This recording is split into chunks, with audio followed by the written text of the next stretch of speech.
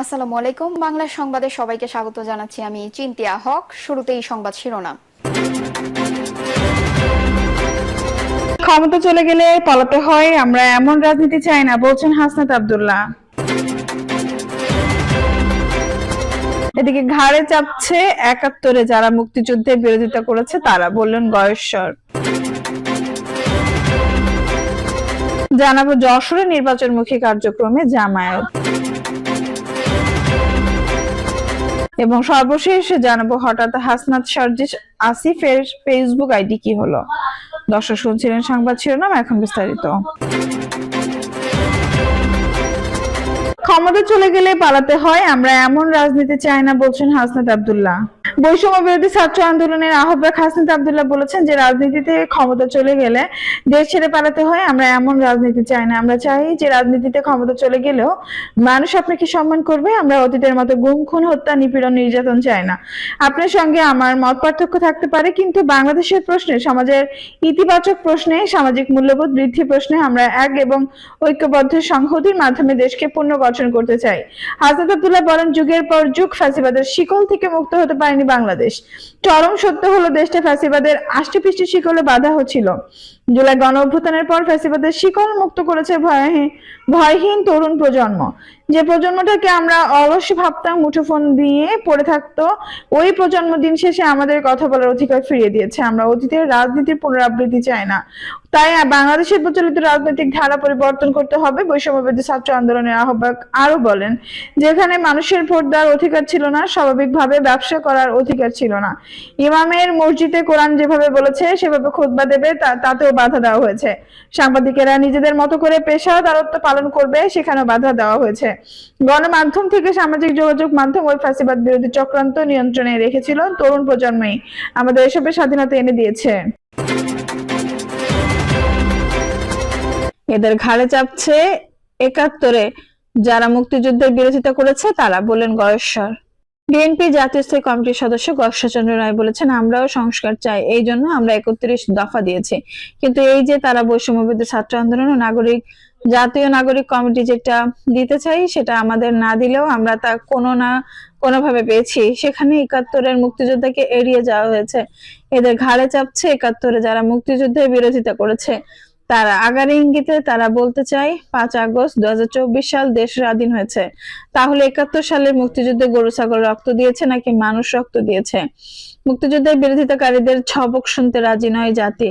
৭১-এর মুক্তিযুদ্ধ ও ৭৫-এর ৭ নভেম্বরের পরাজিত শক্তি মিলে যারা জাতীয়তাবাদী শক্তির বিরুদ্ধে ষড়যন্ত্র করবেন তাদের রুখে দেওয়ার ক্ষমতা এদেশের জনগণ রাখে।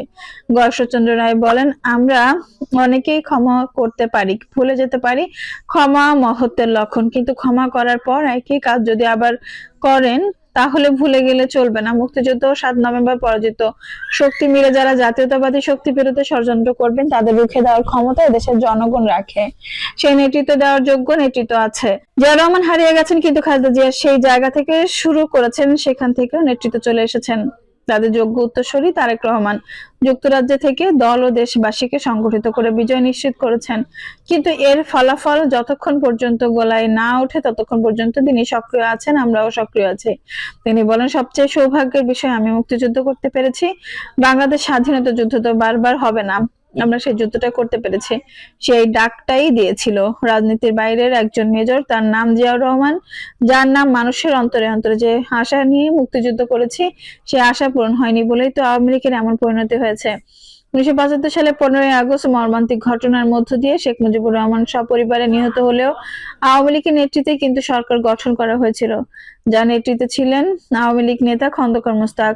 তিনি বলেন, ১৯৭৫ সালের ৭ নভেম্বর সিপাহী জনতার সংগঠিত হওয়ার মধ্য দিয়ে ধারাবাহিক প্রক্রিয়ায় জিয়াউর রহমানের ক্ষমতায় আসেন, বহুদলীয় গণতন্ত্র প্রতিষ্ঠা করলেন তিনি। ৯০ সালে খালেদা জিয়ার নেতৃত্বে ছাত্র জনতা গণ অভ্যুত্থানে স্বৈরাচারের পতন হয়েছে। ১৯৭১ সালের মুক্তিযুদ্ধ, ১৯৭৫ সালে সিপাহী জনতা বিপ্লব এবং ৯০-তে গণ অভ্যুত্থানের মুখে স্বৈরাচারের পতন, এসব কি ইতিহাসের অংশ নয়? এসব কি ইতিহাসের পাতা থেকে বের করে দেবেন? স্বাধীনতা যুদ্ধ থেকে প্রতিটি আন্দোলন ছাত্র জনতা ছিল, তার কি রাষ্ট্র ক্ষমতায় বসেছিল? গত ১৬ বছর যাবৎ বিএনপি আন্দোলন করছে। উল্লেখ করে গয়েশ্বরচন্দ্র রায় বলেন, ছাত্রদের কোটা বিরোধী ও বৈষম্য বিরোধী ছাত্র আন্দোলনের ৮ দফার মধ্যে সরকার পতনের দাবি ছিল না। তারা যখন এই আন্দোলনে নামছে আমরা পরদিন তাতে প্রকাশ্যে সমর্থন জানিয়েছি। আমি একজন সাক্ষী। ছাত্ররা আন্দোলনে নামার পরপরই আমি আমাদের ভারপ্রাপ্ত চেয়ারম্যান তারেক রহমানের কাছে মোবাইলে একটি ক্ষুদা বার্তা পাঠালাম। 5 মিনিটের মধ্যে তিনি আমার মোবাইল ফোনে কল করলেন, বললেন বিষয়টি খুবই গুরুত্বপূর্ণ, তাহলে সবাইকে ডেকে বসি। বিকাল 4টার দিকে কথা, 6টায় দলের জাতীয় স্থায়ী কমিটির জরুরি বৈঠক ডাকলেন তিনি। সেই বৈঠক থেকে ছাত্রদের আন্দোলনের প্রতি নৈতিক সমর্থন জানানো হলো এবং ভারপ্রাপ্ত চেয়ারম্যান সক্রিয় হয়ে উঠলেন। টেলিফোনে তিনি সবার সঙ্গে যোগাযোগ শুরু করলেন। আমাকে বললেন শুধু নৈতিক সমর্থন যথেষ্ট না, সবাইকে সক্রিয় করতে হবে। আমি বললাম অবশ্যই সক্রিয় করতে হবে, তবে দলীয় ব্যানার ছাড়া আমরা সবাই এই আন্দোলনে অংশ নেব। আমাদের ছাত্র যুবক নেতা কর্মীরা মাঠে নেমে পড়লো। হাসিনা কিন্তু বারবার বলছে এটা বিএনপি ষড়যন্ত্র। তিনি বলেন এরপর আমরা সর্বাত্মক সমর্থন জানালাম। আমরা বিএনপির পোশাক ছেড়ে হয়ে গেলাম ছাত্র জনতা। এই আন্দোলনে শুধুমাত্র ছাত্রের বাবাই নামেনি, দেশের সব মানুষ নেমেছিল। এদেরকে কে নামিয়েছিল? এই বিএনপি নামিয়েছিল। বয়সরা আরো বলেন আমরা ছাত্রদের অভিনন্দন জানাই। এখন অভিনন্দন জানাই, তবে 15 দিনের পুঁজি দিয়ে রাস্তায় বেশি দিন হাঁটা যায় না। 16 বছর ধরে আমরা আন্দোলন করছি। প্রত্যেকটা রক্তের মূল্য আছে, যে সর্বশেষ রক্ত দিয়েছে তারও আছে, যে সবার আগে দিয়েছে তারও আছে। যশোরে নির্বাচনমুখী কার্যক্রমে জামায়াত। নির্বাচন কবে হবে তা নিয়ে জাতীয় রাজনীতিতে ঝড় চলছে। কোনোদিন তারিখ নির্ধারণ না হলেও যশোরে নির্বাচনী প্রস্তুতি শুরু করেছে বাংলাদেশ জামায়াত ইসলামের। আসন্ন নির্বাচনে লড়তে রাজনৈতিক কৌশল ও কর্মপন্থা ধরে এগিয়ে যাচ্ছেন দলটির নেতাকর্মীরা। ইতিমধ্যে জামায়াত জেলা 6টি সংসদীয় আসনে নিজেদের সম্ভাব্য প্রার্থী নির্ধারণ করেছে। এসব প্রার্থী দলীয় কর্মসূচির পাশাপাশি সামাজিক কর্মসূচি অনুষ্ঠানে সক্রিয় রয়েছেন। জামায়াত ইসলামী জেলা পর্যায়ের নেতা স্থানীয়দের সঙ্গে আলাপ করে দলটির সাংগঠনিক তৎপরতায় বিষয়টি স্পষ্ট হয়েছে। অবশ্য দলটির নেতারা বলেছেন প্রার্থীদের যে তালিকা করা হয়েছে তা প্রাথমিক, চূড়ান্ত পর্যায়ে গেলে সেটি পরিবর্তন হতে পারে। জোটগত নির্বাচনের সম্ভাব্য তৈরি হলে শরিকদের বিষয়টি বিবেচিত হবে বলে জানিয়েছেন তারা। জামায়াত ইসলামী যশোর জেলা আমির অধ্যাপক গোলাম রসুল বলেছেন আমরা নির্বাচনের দিকে এগিয়ে যাচ্ছি। জেলা 6টি আসনে সবকটিতেই আমাদের সম্ভাব্য প্রার্থী বাছাই হয়ে গেছে। নির্বাচনের সম্ভাব্য প্রার্থী হিসেবে জামায়াত যাদের নির্ধারণ করেছে তারা হলেন যশোর 1 শার্শা আসনের মাওলানা আজিজুর রহমান। তিনি এর আগেও নির্বাচন করেছিলেন। 2001 সালের নির্বাচনে তিনি আওয়ামী লীগের প্রার্থী শেখ আফিল উদ্দিনের কাছে মাত্র 5000 ভোটে হেরেছিলেন। দিন বদল হওয়ার ফের আজিজুল ভরসা করছে জামায়াত। যশোর 2 ঝিকুরগাছা চৌগাছা আসনের প্রার্থী মাওলানা আরশাদুল আলম। তিনি ঝিকুরগাছা গাজীর দরগাহ মাদ্রাসার সহকারী অধ্যাপক। জেলা ভিআইপি আসন হিসেবে পরিচিত যশোর 3 জেলা সদরের এই আসনটিতে জামায়াতের প্রার্থী সরকারি এম.এ.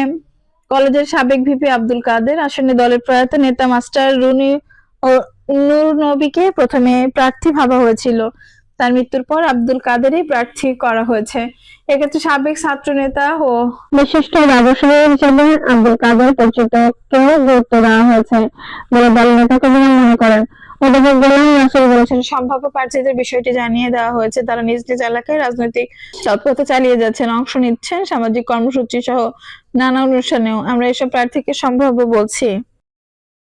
দর্শক, এই ছিল এখনকার সর্বশেষ সংবাদ। নিউজটি ভালো লাগলে অবশ্যই একটা লাইক দিন, কমেন্টে আপনার মূল্যবান মতামত জানান। সবসময় আমাদের পাশে থাকতে সাবস্ক্রাইব করে বেল বাটনটি অন করে রাখুন। ধন্যবাদ।